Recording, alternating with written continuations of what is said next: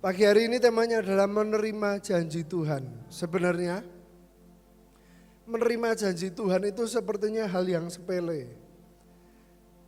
Contohnya menerima janji Tuhan itu kalau ketika kita paling sering ya, jujur nih, orang Indonesia paling sering menunggu-nunggu hamba Tuhan yang punya karunia nabi. Karena orang Indonesia biasanya nunggu, waduh aku didoakan apa ya, aku didoakan apa ya. Tapi seringkali ketika setelah kita menerima janji Tuhan, belum tentu kita bisa mengalami janji Tuhan. Beda ya, paham ya? Seringkali kan kalau dulu bahasanya itu adalah janji jadi nyata. Nah, jadi nyata itu ketika kita ngalami. Saya cerita sedikit, jadi sekitar berapa minggu lalu kami ini sedang berdoa Bapak Ibu Saudara. Karena kami merindukan mobil keluarga yang lebih nyaman gitu ya.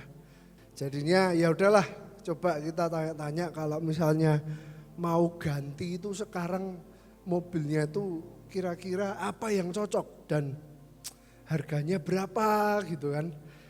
Mampirlah kita ke showroom. Kita ngobrol-ngobrol, disuruh test drive, setelah test drive kembali barulah biasanya kan kalau habis test drive salesnya ini baru dia menceritakan, wah mobil ini tuh gini spesifikasinya, ada kelebihannya apa dan segala macam. Baru dia masuk ke titik yang paling menggiurkan bagi semua orang. Yang ditekankan, janji yang diberikan. Janji yang diberikan apa? Sudah Pak, nanti kalau misalnya Bapak ambil, tenang. Ini nanti kami janji akan ada potongan, ada diskon. Selain itu nanti akan ada juga garansi. Janji, jaminan, semua ditawarkan. Jaminannya Pak, nanti Bapak servisnya gratis sampai sekian kilometer. Nanti kalau misalnya bannya kenapa-napa akan diganti empat-empatnya. Diberikan janji-janji dan tapi untuk nantinya akan menikmati atau mengalami janji itu atau tidak, kembali lagi tergantung kita, betul? Tapi dia sudah menawarkan dulu, memberikan janji, menawarkan jaminan-jaminan. Tapi kembali lagi keputusan kita nantinya akan beli atau tidak. Nah, sama Bapak Ibu Saudara, janji Tuhan betul janjinya ya dan amin. Tapi jangan lupa lawan kita itu apa dan siapa. Ada satu pihak lain yang ketika kita mendapatkan janji Tuhan, ada pihak yang tidak akan berhenti untuk mencoba menghalangi. Ini gimana caranya supaya Syekinah ini tidak sampai 10.000 loh. Dulu kita sering dinubuati loh. Dinubuatkan oleh hamba Tuhan bahwa kamu akan menuai 10.000 jiwa. Pasti si jahat juga tidak akan berhenti. Tapi tergantung kita. Ya. Jadi tapi kalau kayak gitu berarti Tuhan transaksional. Bukan. Bukan transaksional, tapi Tuhan itu adil. Adil gimana maksudnya? Kalau misalnya Tuhan mau ngasih sesuatu ya, kapasitas kita, apakah cukup? Ibaratnya ya misalnya saya kalau mau membeli mobil, budgetnya apa cukup? Kalau budgetnya aja belum cukup, jangankan menerima semua yang dijanjikan itu. Gitu ya, kapasitas kemampuan kita. Tuhan tidak akan mempercayakan sesuatu kepada orang yang belum memiliki kapasitas yang cukup. Jadi Bapak Ibu Saudara, kita akan sama-sama belajar setelah ini mengenai janji Tuhan. Bagaimana kita menerima janji, mengkawal janji itu sampai kita mengalami janji Tuhan. Kita akan belajar dari Nuh. Yang pertama adalah Kejadian 6 ayat yang 7 sampai ke 8. Berfirmanlah Tuhan, aku akan menghapuskan manusia yang telah kuciptakan itu dari muka bumi, baik manusia maupun hewan dan binatang-binatang melata dan burung-burung di udara, sebab aku menyesal bahwa aku telah menjadikan mereka. Ada kata-kata apa? Aku menyesal. Bayangkan Tuhan sudah menciptakan bumi dan di bumi setelah dia ciptakan Tuhan menyesal, tetapi Nuh mendapat kasih karunia di mata Tuhan. Salah satunya, jadi yang pertama adalah mendapat kasih karunia di mata Tuhan. Sebelum kita menerima janji, kalau Tuhan lihat, oh ini berbeda. Orang ini berbeda dari dunia. Orang ini satu berbeda dari segala makhluk yang Tuhan telah ciptakan. Makanya Tuhan memberikan kasih karunia. Nah, kenapa dan bagaimana kok bisa nih Nuh mendapatkan kasih karunia? Nuh itu hidup bergaul dengan Allah. Sesuatu yang membedakan, sesuatu yang membuat Nuh ini akhirnya mendapatkan jaminan. Kejadian 6 ayat 9. Inilah riwayat Nuh. Nuh adalah seorang yang benar dan tidak bercela di antara orang-orang sesamanya. Nuh itu hidup bergaul dengan Allah. Nuh ini punya sebuah hubungan pribadi dengan Tuhan, itu yang membedakan dan itu yang membuat dia percaya Tuhannya dan dia lakukan apa yang dipikir orang lain itu gila. Kalau bayangkan Nuh itu dulu membangun sebuah bahtera tapi bukan di laut.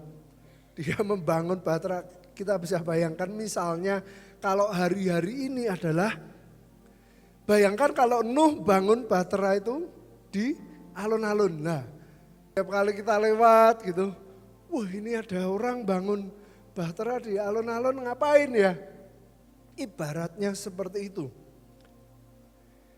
Di mata orang-orang di zaman itu, Nuh dilihat bahwa ini orang aneh, ini orang gila. Ngapain? Tapi justru itu yang membuat Nuh ini beda dari orang-orang sesamanya. Karena dia bergaul dengan Allah. Nah, di Kejadian 6 ayat 14 sampai 17 ini, perintah Tuhan sangat spesifik. Buatlah bagimu sebuah bahtera dari kayu gofir, bahtera itu harus kau buat berpetak-petak, harus kau tutup dengan pakal dari luar dan dari dalam. Beginilah engkau harus membuat bahtera itu 300 hasta panjangnya, 50 hasta lebarnya, dan 30 hasta tingginya. Buatlah atap pada bahtera itu dan selesaikanlah bahtera itu sampai sehasta dari atas dan pasanglah pintunya pada lambungnya. Buatlah bahtera itu bertingkat bawah, tengah, dan atas. Sebab sesungguhnya aku akan mendatangkan air bah meliputi bumi untuk memusnahkan segala yang hidup dan bernyawa di kolong langit, segala yang ada di bumi akan mati binasa. Sebuah perintah yang mendetail, bahkan Tuhan nanti kasih tahu juga ke Nuh ini hewan-hewan yang harus masuk ke bahtera. Pasti ini adalah sebuah hal yang tidak masuk akal. Gimana caranya untuk merintah singa masuk, macan masuk. Tidak masuk di akal. Tetapi karena Nuh dipandang benar oleh Tuhan dan Nuh hidup bergaul dengan Tuhan, dengan Allahnya, maka dia punya kepercayaan. Karena dia tahu, oh ini pasti Tuhanku yang suruh. Seringkali Bapak Ibu Saudara, kita ini bergantung kepada atau menunggu-nunggu kepada nubuatan. Atau doa orang lain. Itu bahaya. Kita buka ayatnya. 1 Korintus 13 ayat 9 bisa ditampilkan. Ini adalah ayat yang selalu seringkali kumandangkan ketika saya berada di Amerika. Waktu itu ada salah satu hamba Tuhan yang mengajar tentang Roh Kudus. Dan karunia-Nya luar biasa. Bernubuat, menyembuhkan. Tapi hamba Tuhan itu yang jelas-jelas dia ngomong. Di 1 Korintus 13 ayat 9 dikatakan sebab pengetahuan kita tidak lengkap dan nubuat kita tidak sempurna. Minggu lalu kami kan kita semua kedatangan hamba Tuhan yang punya karunia nabi. Tapi di balik itu kami ngobrol dengan beliau dan beliau bercerita bahwa hari-hari ini dia sedang belajar sesuatu yang akhirnya kami juga tercengang ketika mendengarkan itu. Dia berkata bahwa kita ini benar-benar harus tanya sama Tuhan. Jangan kita sembarang mendoakan orang, tumpang tangan orang. Kalau kita tidak disuruh Tuhan.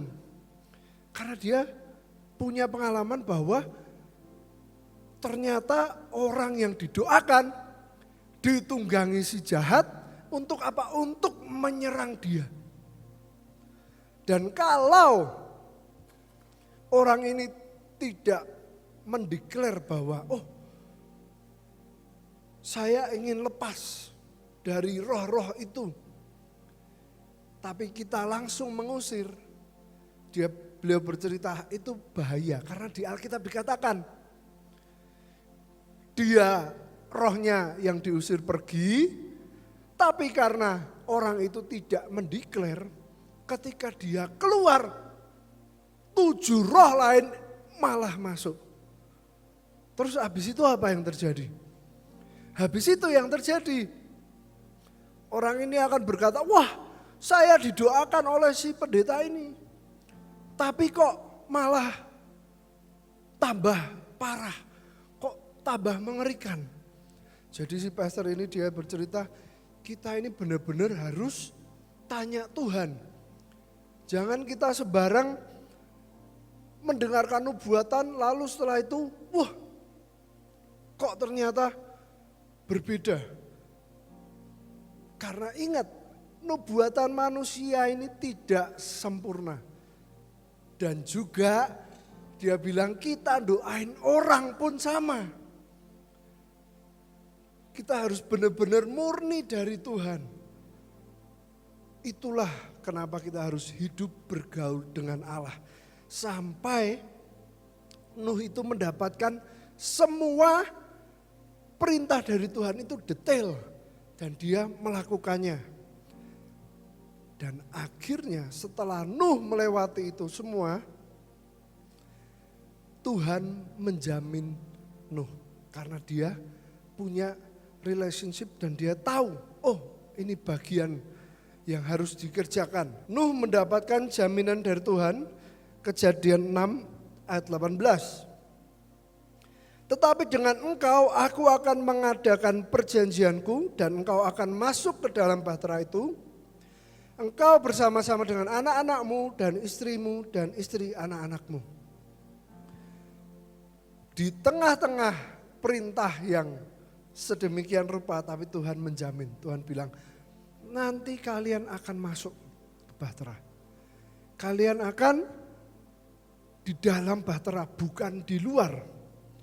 Tuhan berikan jaminan. Jaminan ini sesuatu yang belum tentu terjadi sebenarnya. Maksudnya apa? Kita semua pernah beli HP, betul? Dan beli HP itu kita akan milih-milih. Kalau belinya bekas, kira-kira masih ada garansinya enggak? Masih ada jaminannya enggak? Kalau pun masih ada garansinya, nanti kita juga nanya lagi, ini garansinya resmi atau toko? Atau distributor? Biasanya kan sekarang ada tuh kayak gitu. Wah ini kok bisa lebih murah, ternyata garansinya distributor. Sama, jaminan kalau yang ngasih ini ya, misalnya resmi, ibaratnya itu kayak kita tuh, wih Tuhan ini lebih dari resmi. Jadi jaminan pun ada levelnya. Level jaminan yang Nuh terima langsung dari Tuhan. Bayangkan Nuh ini, kalau tidak ada Nuh Bapak Ibu Saudara, belum tentu kita hari ini ada. Betul? Karena in the end, di akhir dari cerita bahwa ada air bah dan segala macam, akhirnya Nuh pun menerima janji dan jaminan Tuhan. Tapi ketika dia terima jaminan dari Tuhan yang pertama untuk masuk ke bahtera, di situ dia tahu, oh ini adalah Tuhanku yang menjamin.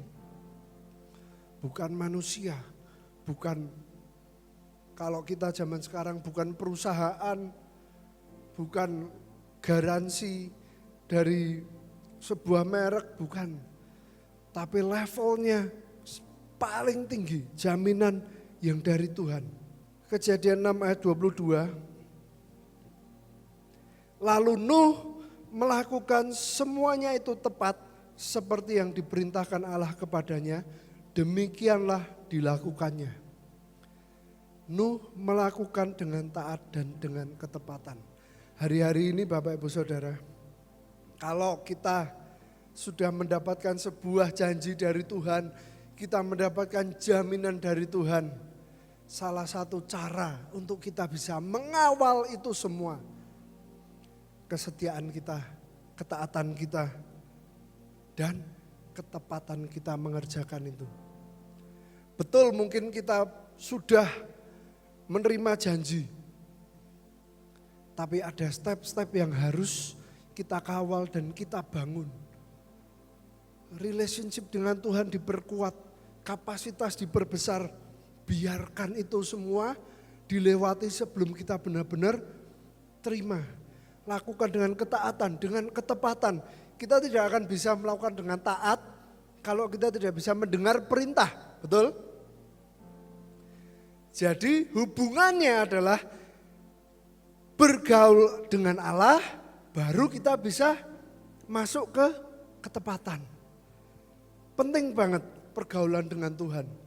Kenapa Engkong Yusak dari dulu beliau selalu bercerita, ini Engkong Yusak sama. Seringkali kalau suruh doain orang belum tentu dia ini doain. Tergantung dia dapat dari Tuhan atau enggak.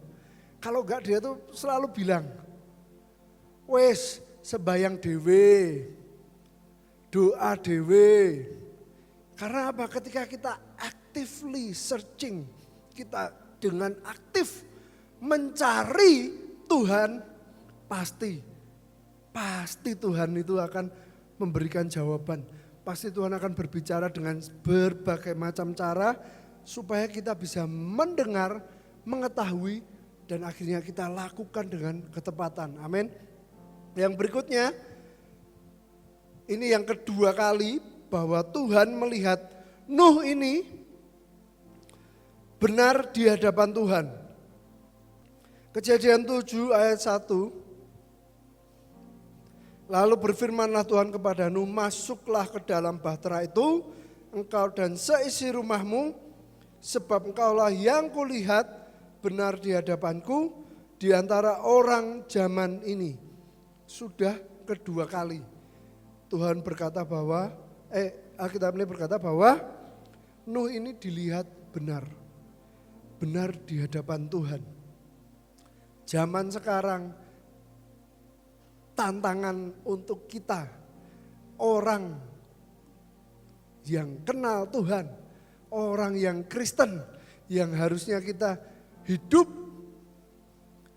sebagai menjadikan Kristus sebagai gaya hidup kita, adalah supaya kita ini benar di hadapan Tuhan. Benar di hadapan Tuhan itu bukan hal yang mudah Bapak Ibu Saudara. Apapun yang kita hadapi, yang kita alami, apapun yang orang lain pikirkan, katakan, itu di luar kontrol kita. Tapi yang penting apa? Di hadapan Tuhan kita benar apa enggak? Paham? Seandainya kita melakukan seperti Nuh, kita melakukan sesuatu yang menjadi perintah Tuhan, kita sudah mendapatkan itu. Kalau zaman sekarang, hati-hati, kita harus cross check. Jangan kita bablas sendiri. Karena kita tetap harus hati-hati dari kerjaan si jahat. Entah dia akan mendorong kita sedemikian rupa atau menghambat kita. Tapi yang penting adalah setelah Nuh melakukan ini, bukan apa kata orang, kata dunia, tapi dia dilihat benar di hadapan Tuhan. Dan setelah Nuh melewati segalanya, Nuh ini mengucap syukur dan mempersembahkan korban. Kejadian 8 ayat 20, lalu Nuh mendirikan mezbah bagi Tuhan dari segala binatang yang tidak haram dan dari segala burung yang tidak haram, diambilnyalah beberapa ekor, lalu ia mempersembahkan korban bakaran di atas mezbah itu. Setelah Tuhan memberikan janji, setelah Tuhan memberikan semua dan dia menggenapi janjinya, kembali jangan lupa mempersembahkan korban. Contoh lain adalah Abraham. Abraham mendapatkan Ishak. Setelah dia mendapatkan itu, Tuhan mintanya apa? Persembahkan. In the end, di akhir, setelah kita menerima dan mendapatkan itu, mempersembahkan untuk korban ini maksudnya apa? Ini adalah ucapan syukur. Apalagi Nuh berdiri bagi seluruh dunia pada waktu itu. Dan setelah dia mempersembahkan korban karena rasa syukurnya, barulah dia menerima janji Tuhan yang paling levelnya ini menurut kalau saya paling tinggi. Karena apa? Ya karena Nuh ini mewakili semua, bahkan sampai turun-temurun. Kejadian 9 ayat 12 sampai 13. Dan Allah berfirman, inilah tanda perjanjian yang kuadakan antara aku dan kamu serta segala makhluk yang hidup yang bersama-sama dengan kamu turun-temurun untuk selama-lamanya. Busurku kutaruh di awan supaya itu menjadi tanda perjanjian antara aku dan bumi. Ajaib. Nuh mengawal semuanya, melewati semuanya, melalui semuanya. Bisa dibayangkan kalau kita disuruh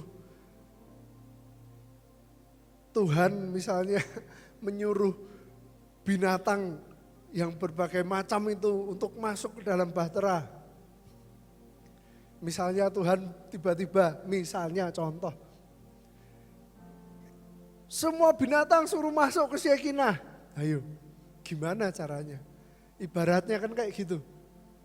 Kan sama kayak Nuh. Nuh misalnya dikasih tahu Tuhan, Nuh binatang ini semua harus masuk. Gimana caranya? Tapi karena dia kenal Tuhannya, dia kenal Allahnya, maka dia tahu, oh Kalau Tuhan yang suruh, Tuhan yang akan provide. Amin. Tuhan yang suruh, Tuhan yang akan kerjakan itu. Gak kebayang zaman itu kalau Nuh harus giring singa, giring gajah yang sedemikian besar. Tapi ternyata setelah melewati semuanya dan dia melewati air bah di dalam waktu itu, ternyata Nuh menerima janji Tuhan yang levelnya ini selama-lamanya. Sampai sekarang, sampai seterusnya. Dan dia menjadi orang yang mewakili satu-satunya dia dan keluarganya. Karena tidak ada seorang pun di bumi, tapi mereka menerima janji Tuhan. Hari-hari ini kalau kita lihat, wah banyak sekali di depan yang sepertinya menjadi ancaman. Megatrust lah, apalagi ancaman-ancaman, takutnya ada kekacauan di politik dan segala macam, sangat banyak yang sepertinya itu akan datang seperti air bah. Tapi sekali lagi, yang membedakan setiap kita adalah apa? Ketika kita bisa dilihat benar di hadapan Tuhan. Amin. Dan rupanya itu adalah bukan hal yang mudah untuk menerima jaminan sampai mengalami janji Tuhan. Tapi sekali lagi, ketika kita punya hubungan dengan Allah kita, maka Dia akan provide, Dia akan kerjakan semuanya walaupun rasanya kita tidak melihat. Karena apa? Karena Tuhan sedang melatih iman kita. Amin. Tuhan sedang melatih iman kita. Ibrani 12 ayat 8, tetapi jikalau kamu bebas dari ganjaran yang harus diderita setiap orang, maka kamu bukanlah anak, tetapi anak-anak gampang.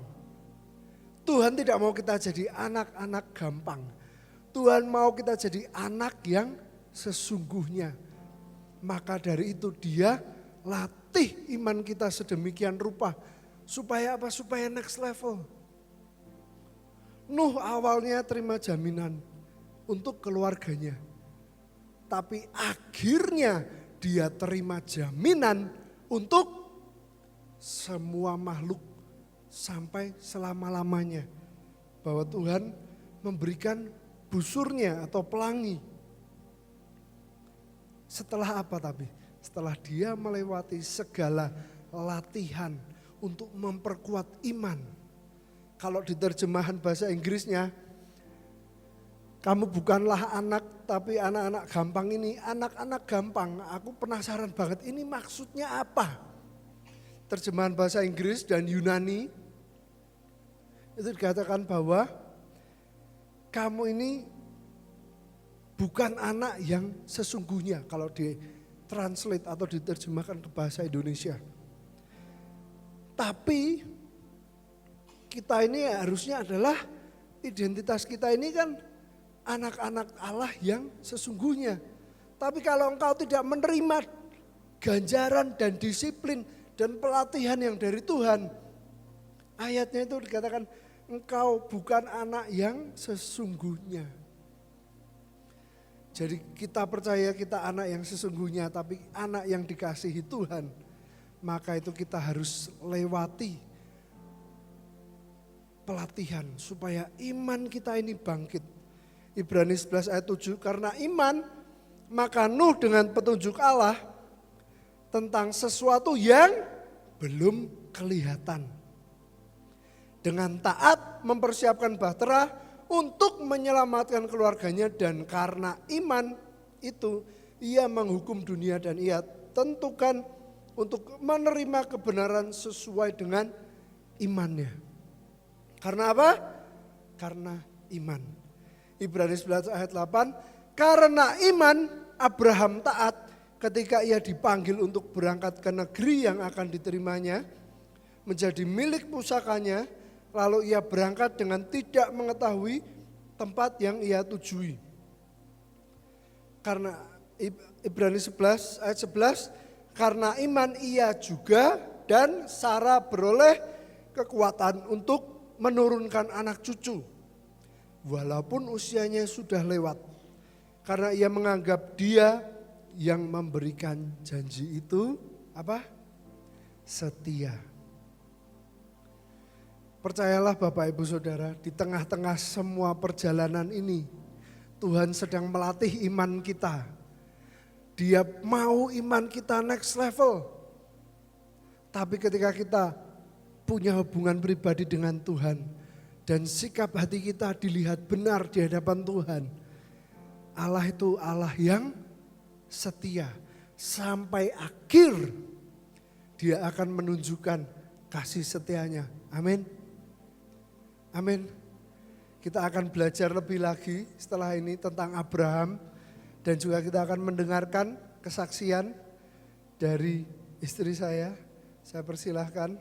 Saya bersyukur diberikan kesempatan untuk saya bisa sharing kebaikan Tuhan dan juga menyaksikan, mengalami kesetiaan dan juga kebaikan Tuhan dalam hidup saya. Dan saya percaya lewat kesaksian saya itu juga yang akan menguatkan setiap kita. Amin.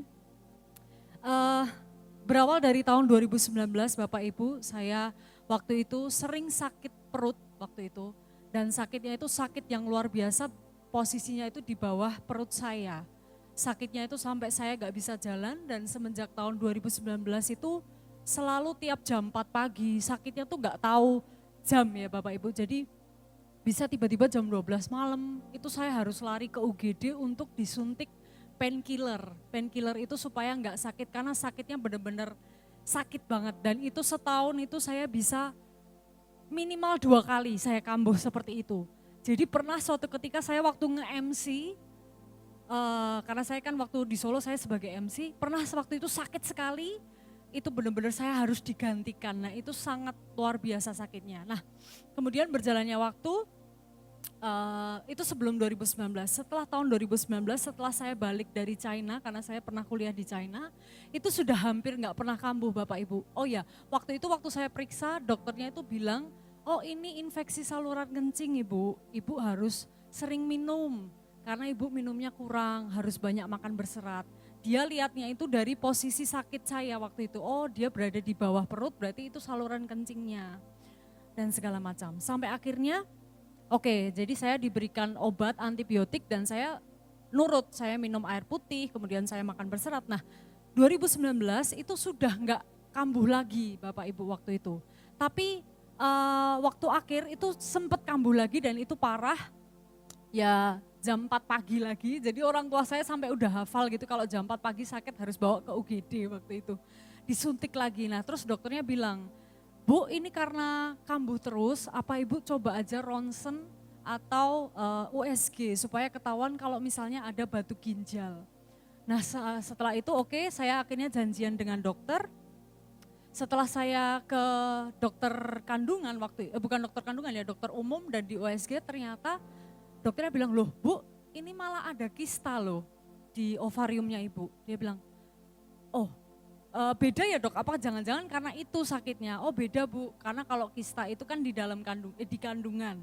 Sedangkan kalau saluran kencing itu kan di saluran kencingnya gitu, jadi ini berbeda. Dan ini udah besar loh Bu, 5,6 cm waktu itu 2019. Nah waktu saya dengar itu saya bingung loh, dok emang gejalanya apa? Biasanya sih nggak tentu Bu, paling paling normal itu kalau menstruasi itu sakit. Ibu sakit nggak kalau mens? Oh kalau saya sih sakit tapi saya nggak sampai minum obat dok. Oh ya udah Bu, karena ini sudah 5 cm lebih 5,6, jadi ibu konsultasi saja ke dokter kandungan waktu itu karena sudah di atas 5. Jadi kalau di bawah 5 itu memang kista itu bisa diobati, bisa mengecil gitu Bapak Ibu. Nah setelah 5,6 cm ini saya akhirnya harus untuk ke dokter kandungan waktu itu dan saya janjian dokter kandungan besoknya. Setelah saya janjian dengan dokter kandungan, waktu itu dokter kandungan bilang, Bu ini ternyata kistanya nempel sama ovarium. Jadi kalau perempuan itu kan ovarium ada 2 ya, kiri dan kanan. Indung telur itu kan ada 2.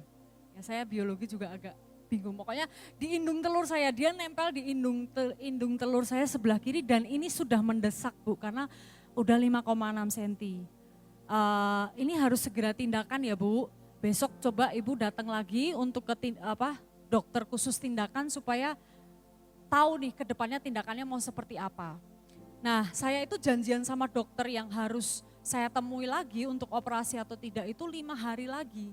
Nah setelah 5 hari Bapak Ibu Saudara, Tuhan izinkan PPKM waktu itu. Saya ingat banget PPKM, jadi saya nggak bisa kemana-mana. Saya nggak bisa kemana-mana dan waktu itu saya mikir, oh masih bisa diobati. Saya mikir kayak oke, saya doa aja dan saya waktu itu dengerin beberapa orang kasih saran itu minum sinse. Dengan minum sinse atau apa tuh bisa mengecil. Karena juga waktu itu nggak memungkinkan banget ke rumah sakit karena COVID yang cukup serius, akhirnya saya minum obat dan lain sebagainya. Nah 8 bulan berlalu Bapak Ibu, ya saya ini kok kepikiran kista saya gimana ya kabarnya gitu. Terus akhirnya saya cek, ternyata waktu dicek ukurannya sudah 8 cm. Jadi nambah kurang lebih 3 cm ya, 3 cm kurang. Nah saya ketemu lagi sama dokter yang seharusnya saya janjian waktu itu. Bu ini udah gak ada jalan lain selain harus dioperasi. Dan nanti sebisa mungkin tidak dipotong Bu indung telurnya. Tapi karena ini sudah mendesak ya mungkin akan dipotong, dia bilang gitu. Jadi posisi indung telur ada 2, yang satu tuh karena sudah kena kista dan itu sudah merusak ke kista, takutnya merusak ke indung telur yang selanjutnya, dia bilang dipotong. Dia ngomong dengan gampang banget, saudara ngomongnya, gak apa-apa Bu, kan indung telur ada 2, Ibu masih punya 1. Dia bilang kayak gitu tuh saya mikir, lah dok saya belum punya anak loh dok, saya ini belum menikah loh, saya bilang kayak gitu. Gak apa-apa Bu, namanya anak itu anugerah, gak ada yang tahu. Jadi kalau misalnya dipotong 1, Ibu masih punya 1. Dan dia tuh ngomong santai banget, saudara saya masih inget cara dia ngomong tuh masih dengerin lagu jazz di belakangnya, saya ketar-ketir, waduh indung telur saya mau dipotong 1 nih gimana ini, dia bisa santai banget. Sampai saya mikir Tuhan, saya bisa punya anak apa enggak? Saya langsung mikir kayak gitu, karena pertanyaan pertama yang saya lontarkan itu, saya bisa punya anak apa enggak? Dia bilang kayak gitu. Sampai akhirnya saya pulang, saya nangis dan saya berkonsultasi dengan beberapa dokter dan dokter itu mengatakan hal yang sama. Intinya diusahakan untuk dikikis. Sampai akhirnya saya berpindah dokter waktu itu karena gak klop ya sama dokter pertama tuh dokter cewek dan kayak ngomongnya santai banget, saya kayak aduh jangan ke dokter itu gitu. Akhirnya saya pindah ke dokter lain.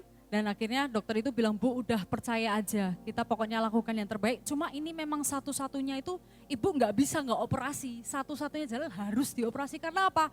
Ibu belum menikah, belum ada rencana mau punya anak. Kalau ini dibiarkan dan Ibu belum tahu mau menikah kapan, kalau dibiarkan ini nanti malah tambah besar, tambah merusak kedua indung telurnya. Dia bilang kayak gitu, oke.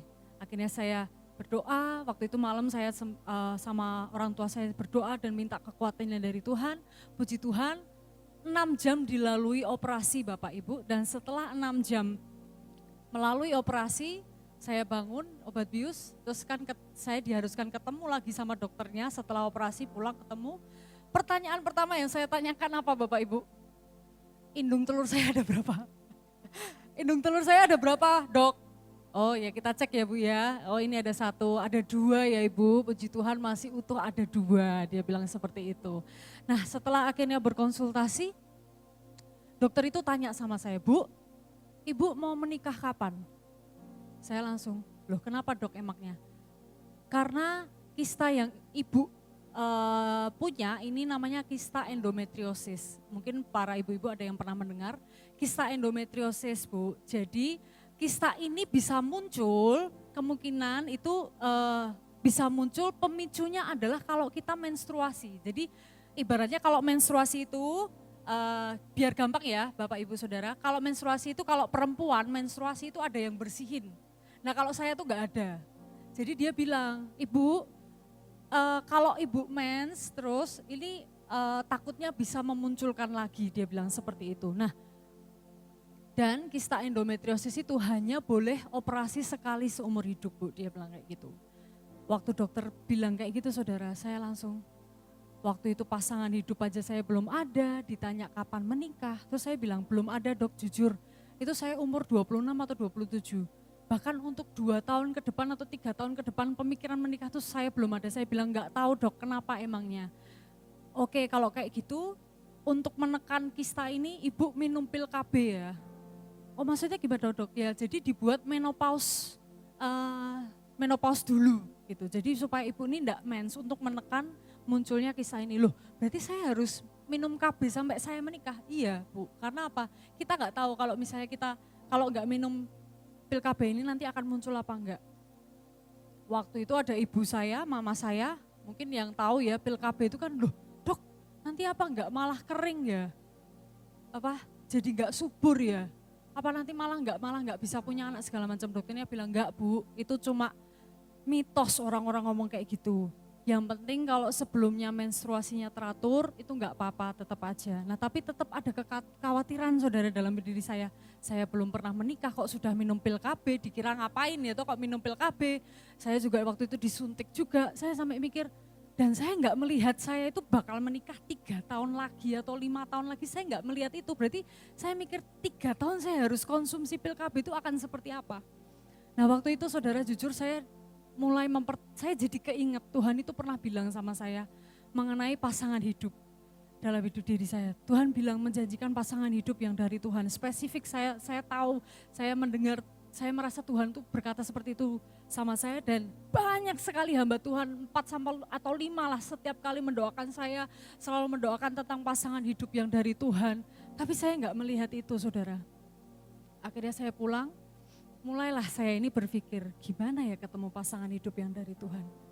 Karena waktu itu saya tinggal di Solo tuh nggak ada stok ya, mungkin yang di Temanggung ini merasa tidak ada stok ya, saya juga pernah merasakan ya. Saya sudah merasakan di Solo itu nggak ada stoknya Bapak Ibu, karena udah antara ya kalau yang saya taksir sudah jadi pacar orang atau nanti mantannya siapa jadi pacar siapa, jadi tuker-tukeran gitu loh. Nah itu udah nggak tahu datang dari mana gitu, kalau nggak dari Tuhan. Nah waktu itu saya tuh kok lagi dengar teman-teman saya itu pada main dating apps. Nah ini dia, mungkin anak-anak muda ya, main dating apps Bapak Ibu. Nah banyak yang jadi juga waktu itu. Nah sampai akhirnya saya mikir, oh Tuhan, mungkin Tuhan akan mengirimkan lewat dating apps kali ya. Mungkin Tuhan akan lewat sini. Dating apps itu aplikasi cari jodoh itu loh Bapak Ibu, aplikasi yang match, tidak match gitu. Nah saya tuh mikir oke, saya coba dari situ. Singkat cerita Bapak Ibu, saya ketemu sama satu orang dan memang di dating app itu tuh bisa ditulis tujuanmu cari dating app apa. Saya langsung menikah, saya bilang kayak gitu. Nah, sampai akhirnya saya ketemu sama satu orang dan ternyata Bapak Ibu, nah yang saya kira awalnya itu adalah itu ya, saya mereka-reka jalan Tuhan, saya mikir dengan dating apps itu saya bisa bertemu pasangan hidup saya. Ternyata saya bertemu dengan satu orang yang sangat takut akan Tuhan, iya, karena waktu itu saya mikirnya dia orang percaya Tuhan ya, saya mikirnya. Terus yang kedua berusaha, bisa kerja segala macam. Ternyata dan dia dari awal juga udah bilang saya nggak mau lama-lama. Saya nggak mau lama-lama, saya mau pacaran cuma sebulan aja. Setelah itu tuh kita ngomongin menikah, dia bilang kayak gitu. Oh saya mikir, wah pas banget, aku juga gak bisa lama-lama. Saya mikir kayak gitu Bapak Ibu, bener ya? Karena dalam kondisi saya udah mikir, gimana nih Tuhan, saya harus sampai kapan minum pil KB, terus saya harus sampai kapan seperti ini, saya mikir seperti itu. Sampai suatu ketika malah setelah saya bertemu dengan orang ini, yang ada malah trauma Bapak Ibu ya. Karena sifat-sifatnya, kemudian juga karena terlalu mengontrol dan segala macam. Nah saya jadi malah gak percaya, saya malah bilang setelah bertemu dengan orang ini, ya itu ya karena saya pakai cara saya sendiri yang saya mikir itu dari Tuhan, saya download dating app apa, ternyata malah saya screw up sendiri, saya malah jadi hancur sendiri. Nah kalau mau nyalain Tuhan, kasihan gak Tuhannya? Ya kasihan orang itu karena saya sendiri kok, saya gak tanya Tuhan loh, Tuhan saya download dating app gak ya Tuhan? Enggak, karena saya mikir oh mungkin ini caranya. Nah saya akhirnya jadi trauma dan saya merasa wes lah Tuhan, pasangan-pasangan hidup dah lah, saya kalau melayani engkau seumur hidupku enggak menikah enggak apa-apa, saya mikirnya kayak gitu awalnya. Karena apa, saking saya pahitnya waktu itu.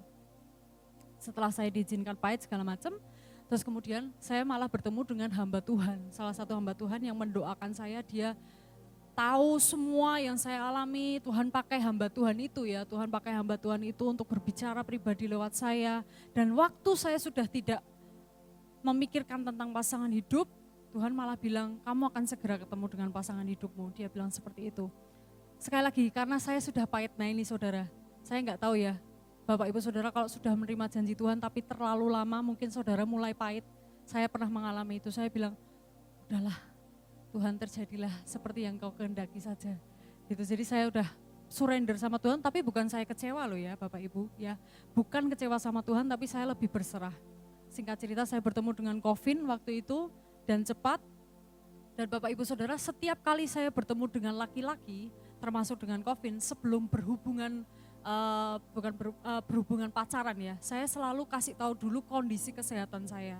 Saya pernah operasi kista, saya pernah dikasih tahu saya punya kisah ini, dan saat ini saya sedang minum pil KB, dan saya nggak tahu nih, saya belum pernah lepas dari pil KB, jadi apakah saya akan menstruasi teratur, atau nanti saya bagaimana segala macam, saya nggak tahu. Tapi saya kasih tahu dulu ini, kamu mau nggak menerima? Karena menurut saya itu kewajiban saya ya, untuk orang itu boleh tahu gitu.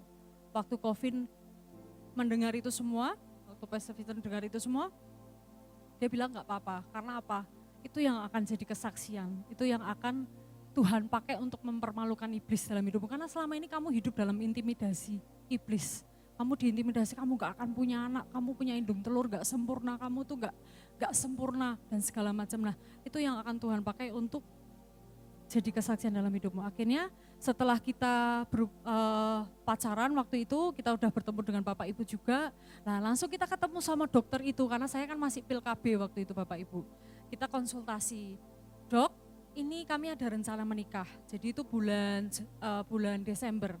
Kami ada rencana menikah bulan Maret, ya berarti tahun 2023 akhir.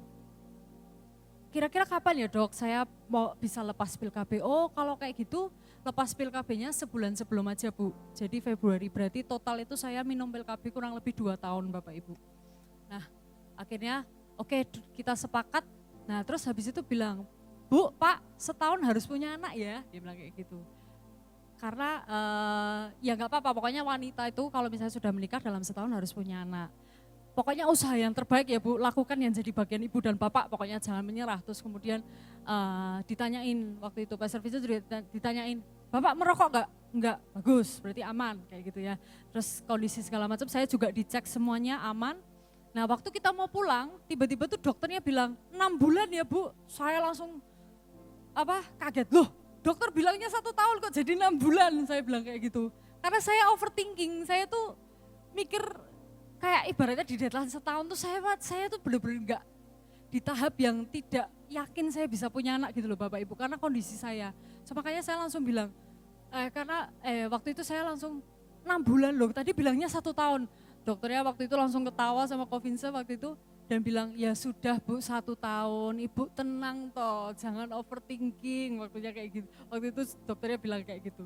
Akhirnya kita pulang, jadi kita itu punya misi dalam setahun harus punya anak Bapak Ibu. Karena ada track record kista itu juga sebenarnya.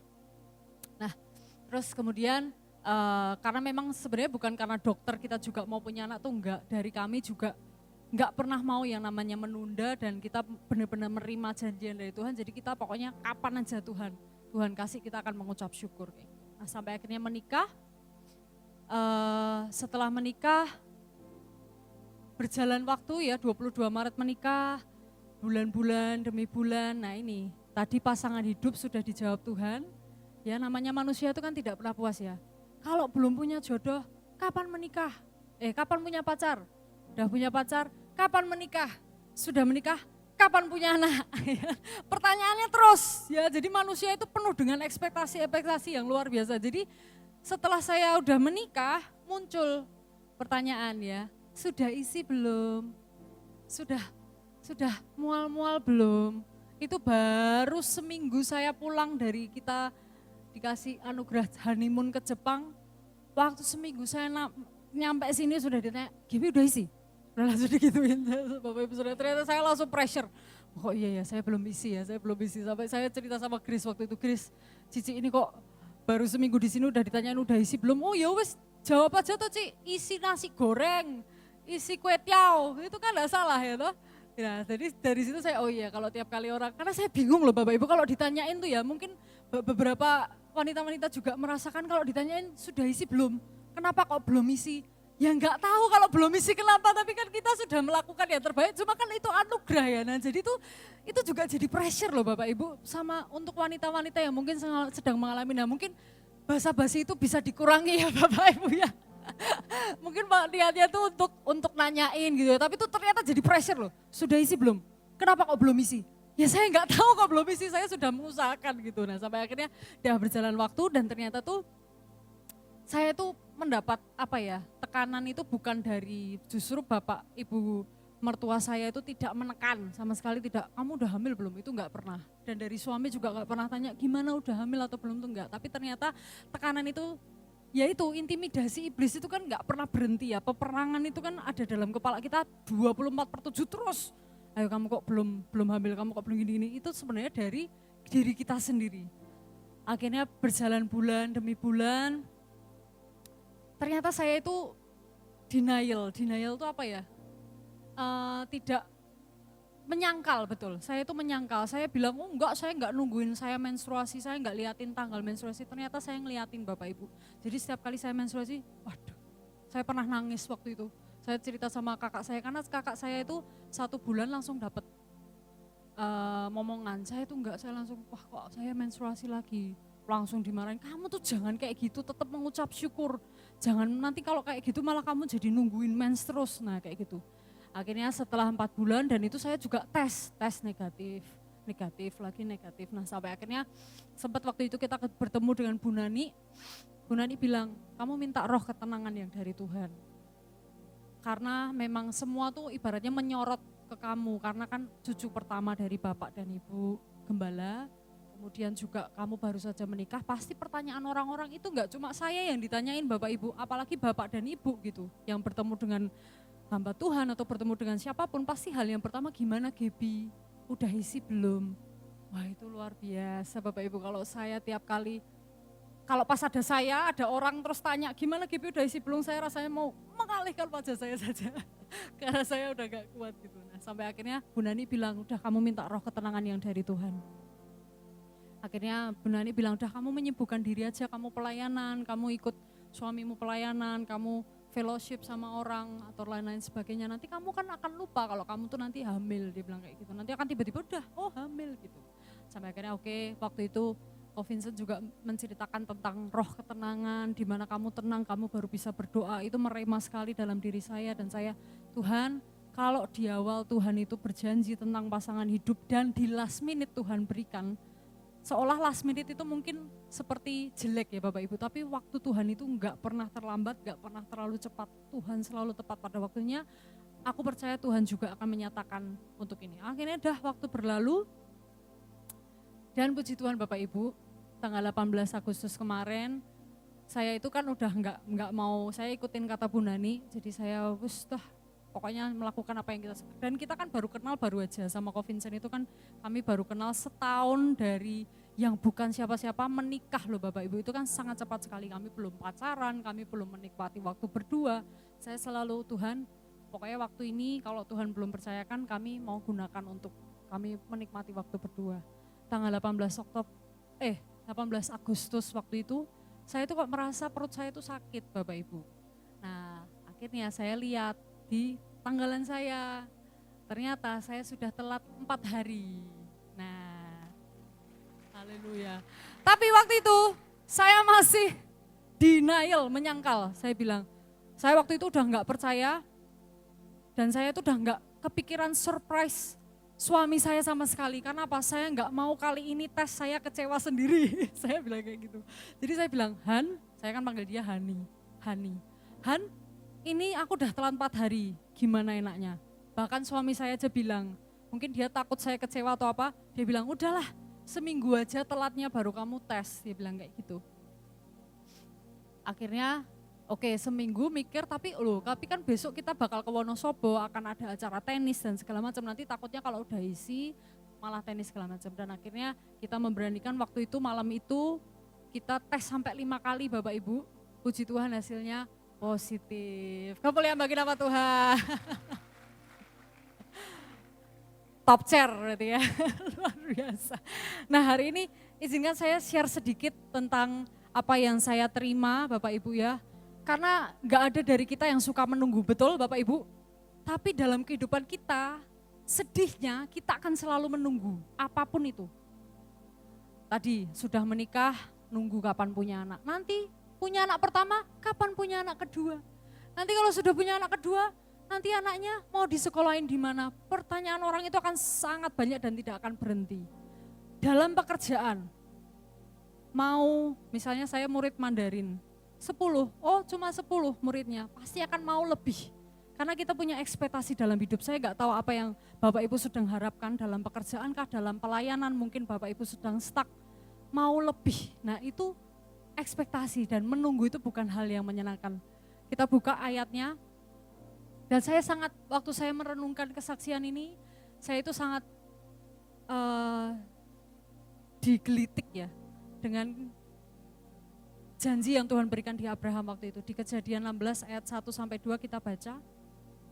Adapun Sarai istri Abraham itu tidak beranak.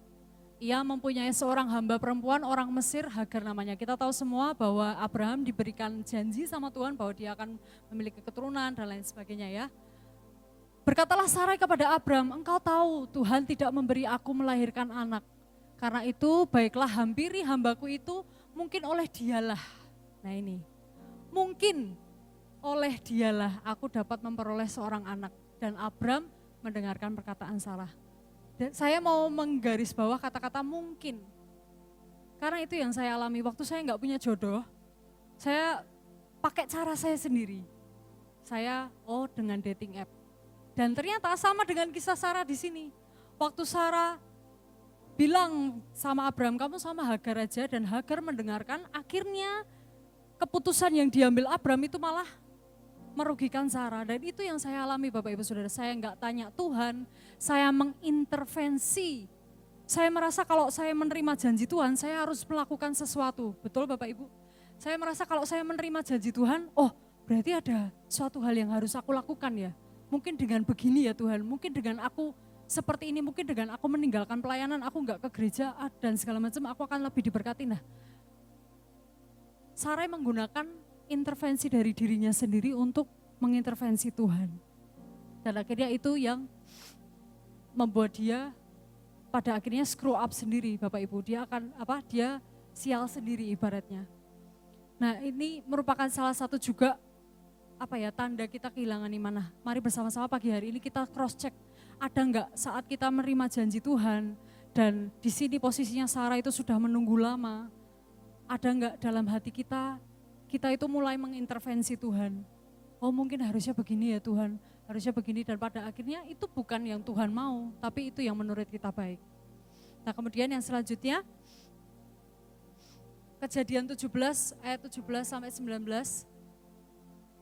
Lalu tertunduklah Abraham dan tertawa, karena di pasal ini Tuhan ngomong lagi sama Abraham bahwa kamu akan mendapatkan keturunan, bahwa keturunanmu akan mewarisi semua segala macam ya. Lalu tertunduklah Abraham dan tertawa serta berkata dalam hatinya, mungkinkah, jadi dia dalam hati. Berapa banyak Bapak Ibu Saudara yang sudah pahit menunggu janji Tuhan, dan itu tadi waktu Tuhan ngomong lagi, Tuhan mungkin emang gitu ya.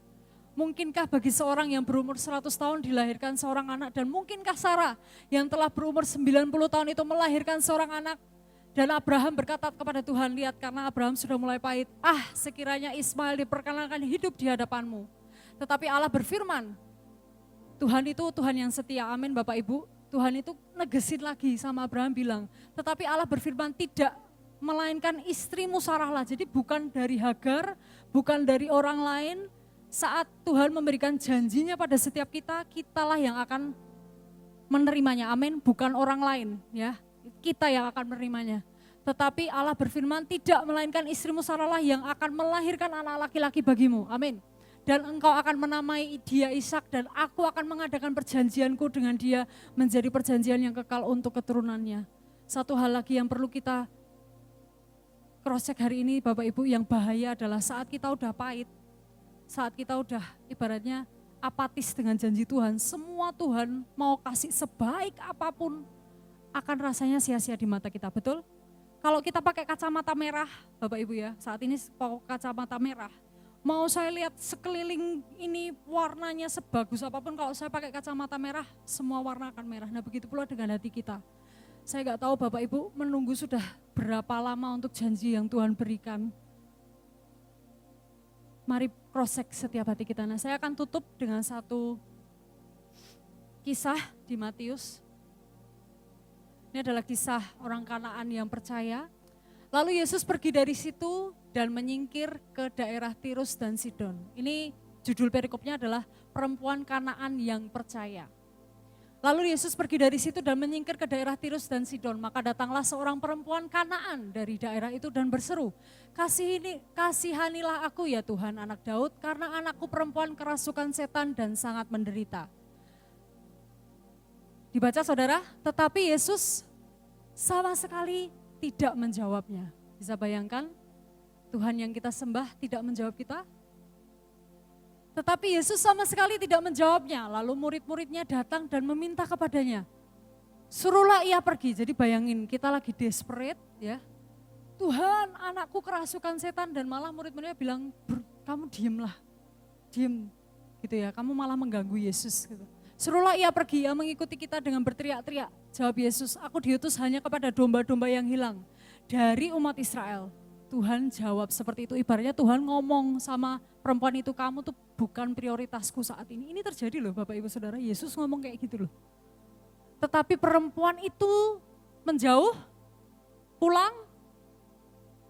Perempuan itu mendekat dan menyembah dia sambil berkata, Tuhan tolonglah aku. Apa kira-kira respon Tuhan Yesus saudara? Oh ya oke, saya tolong karena kamu udah minta tolong pertama kali. Coba kita baca ya. Tapi Tuhan Yesus menjawab, tidak patut mengambil roti yang disediakan bagi anak-anak dan melemparkannya kepada anjing. Itu dia belum dijawab loh Bapak Ibu. Perempuan itu, bayangkan anak Bapak Ibu lagi sakit atau lagi itu berteriak sama Tuhan. Tuhan bilang, kamu bukan prioritasku saat ini. Apa yang akan kita lakukan? Pahit? Kata perempuan itu, benar Tuhan. Nah ini yang kita mau pelajari pagi hari, iman perempuan Kanaan yang percaya. Kata perempuan itu, benar Tuhan, namun anjing itu makan remah-remah yang jatuh dari meja tuannya. Maka Yesus menjawab dan berkata kepadanya, hai ibu, besar imanmu, maka jadilah kepadamu seperti yang kau kehendaki. Dan seketika itu juga anaknya sembuh. Bapak Ibu Saudara, saya enggak tahu permasalahan apa yang Bapak Ibu Saudara sedang alami pagi hari ini. Tapi dari dua kisah tadi dan kisah ini, mari bersama-sama kita belajar. Iman dari perempuan ini adalah iman yang persisten. Persisten itu tidak menyerah. Karena dia tahu siapa Tuhannya, dia tahu Yesus itu menyembuhkan. Dia tahu Yesus itu sang pembuat mukjizat dan dia tidak menyerah. Jadi pagi hari ini Bapak Ibu Saudara, pertanyaannya bukan sanggup atau tidakkah Tuhan melakukan mukjizat dalam hidup kita. Sanggup atau tidakkah Tuhan menggenapi janji dalam hidup kita. Tapi pertanyaannya adalah, do you really believe it? Apakah saudara benar-benar percaya janji Tuhan? Dan sikap hati seperti apa yang saudara ambil? Seperti perempuan Kanaan ini kah? Yang walaupun Tuhan berkata kamu bukan prioritasnya, kita langsung pahit kah? Mungkin sekian dari saya. Semoga kesaksian ini boleh menjadi berkat dan segala kemuliaan bagi nama Tuhan. Terima kasih, Tuhan Yesus memberkati.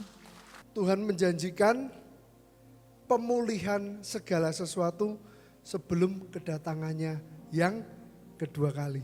Amin. Dan ayo kita sama-sama melatih iman kita. Apapun yang kita lewati. Seperti Sarai, kita tidak boleh menggunakan kebenaran diri sendiri. Mencoba untuk mengintervensi Tuhan. Ataupun kita pahit Dan di tengah-tengah perjalanan iman kita berkata, tidak mungkin itu terjadi. Kita menyangkal Tuhan. Tidak boleh.